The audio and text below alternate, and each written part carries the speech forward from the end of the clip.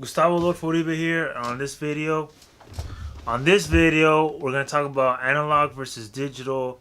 For anybody who's interested in, like audio engineering, music production, and you might come across this in your journey, where why is analog sound better than digital?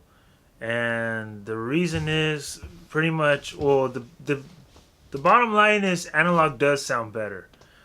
And the general reason is that when you turn it up on analog devices, meaning devices that are um, that are taking the signal and manipulating it or whatever, like through electronic devices like transformers and tubes and stuff, circuitry, it basically distorts it harmoniously. So like if you study like music theory, when you have chords, it's like root, third, fifth, and those are based on the overtone series. So it boosts those harmonic intervals, that like the third and the fifth.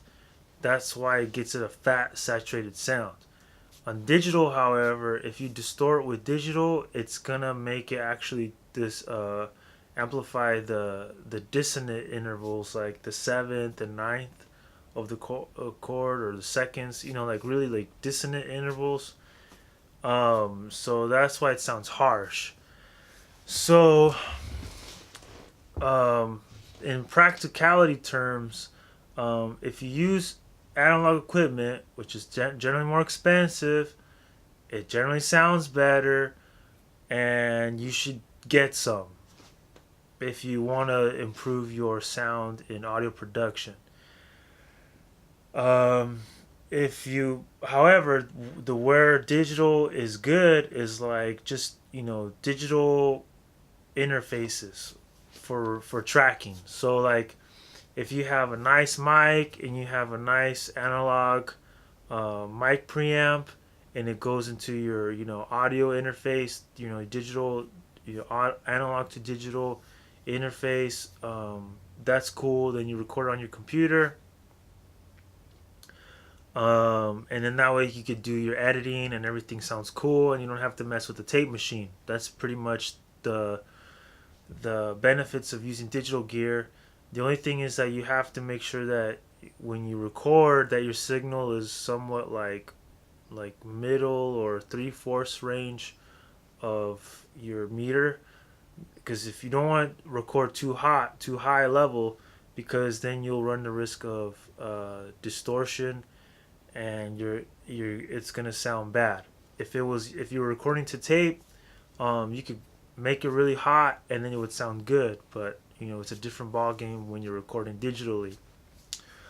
Um, so anyways, you record on your computer, and then outwards, there's this thing now where it's called sub mixing, where you take, instead of taking all the tracks and channels through your digital interface, your DAW,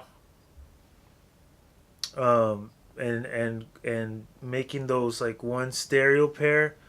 Instead of doing that in the box or in your DAW, they have this thing called analog summing. So instead of doing it through the DAW, it would go through this like rack mixer, analog mixer. So all those channels would go through the analog summing mixer, and then it would become one stereo image. And when it does it through that way, it will become like you'll have a clear image, and you'll have more depth in your image, in your stereo image. And the reason that is because it's not like squashing everything digitally. It's like using the analog circuitry to give it that musical sound, that professional musical sound. And pretty much, and then you record that signal from the analog summing back to digital, so then you capture it. So in other words, anytime you're doing like musical things, you want analog, and when you're doing your just capturing it, storage things, it's digital. um And then yeah, so I mean, I've had experience when I did my mixing like in the box, and then I had it mastered, and they would use the expensive stuff on that. But you know what? It will never sound as good as your favorite recordings from like the 90s or 80s or 70s. It just won't, because you got to do the summing, and that's something that I've learned along the way, and I'm gonna invest in that, and that's gonna give me a little bit better edge.